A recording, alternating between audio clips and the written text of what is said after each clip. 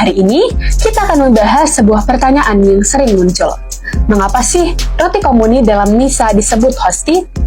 Yuk kita bahas bersama dengan santai tapi tetap penuh makna. Sebagai umat Katolik, kita tentu sudah tidak asing dengan roti kecil berbentuk bundar dan pipih yang kita sebut sebagai hosti. Namun, tahukah kamu bahwa roti ini memiliki makna yang sangat dalam? Hosti adalah roti khusus yang digunakan dalam perayaan Ekaristi. Roti ini dibuat dari gandum murni tanpa ragi, sehingga rasanya hambar dan bentuknya pipih. Tujuannya bukan untuk kenikmatan rasa, tapi untuk melambangkan kesederhanaan dan kekudusan. Kata hosti berasal dari bahasa Latin hostia yang berarti kurban. Kenapa disebut begitu? Karena roti ini melambangkan tubuh Kristus yang dikurbankan bagi keselamatan kita. Dalam perjamuan terakhir, Yesus mengambil roti, memecahkannya dan berkata, "Inilah tubuhku yang diserahkan bagimu." Sejak saat itu, roti menjadi simbol yang sangat penting dalam tradisi Katolik. Mengapa roti hosti tidak menggunakan ragi?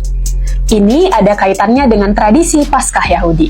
Dalam budaya Yahudi, ragi dianggap sebagai simbol kefasikan atau keburukan. Yesus menggunakan roti tak beragi saat perjamuan terakhir. Gereja Katolik mempertahankan bentuk ini sebagai tanda kesucian dan kemurnian pengorbanan Kristus. Hosti biasanya dibuat oleh para bruder atau suster di biara. Bahan-bahannya sederhana, hanya gandum dan juga air, tanpa bahan tambahan. Hosti kemudian akan diberkati oleh imam dalam misa dan mengalami proses transubstansiasi, yaitu perubahan roti biasa menjadi tubuh Kristus secara rohani dan sakramental. Hosti bukan sekedar simbol. Dalam iman Katolik, setelah dikonsekrasi, roti ini benar-benar menjadi tubuh Kristus melalui transubstansiasi.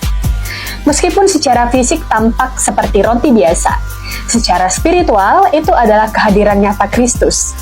Menerima hosti berarti menerima Kristus sendiri ke dalam hidup kita. Hosti juga melambangkan kesatuan gereja Katolik. Ketika kita menerima hosti dalam misa, kita tidak hanya bersatu dengan Kristus, tapi juga dengan seluruh umat Katolik di seluruh dunia. Inilah yang disebut komuni atau persekutuan, baik dengan Kristus maupun sesama dalam satu tubuh iman. Dengan menyambut hosti, kita menerima sumber kekuatan rohani. Tubuh Kristus yang kita terima memberi kekuatan untuk melawan dosa, untuk hidup suci dan mengikuti ajarannya. Itulah mengapa kita diajak untuk menyambut komuni dengan hati yang bersih dan penuh iman. Jadi, mengapa roti komuni disebut hosti? Karena ia adalah kurban kasih Kristus bagi kita semua. Roti sederhana yang membawa makna luar biasa, kesatuan, pengorbanan, dan kehadiran Tuhan sendiri di dalam hidup kita. Semoga penjelasan hari ini menambah wawasan iman kita. Kalau kamu merasa video ini bermanfaat, yuk bantu sebarkan dengan klik like,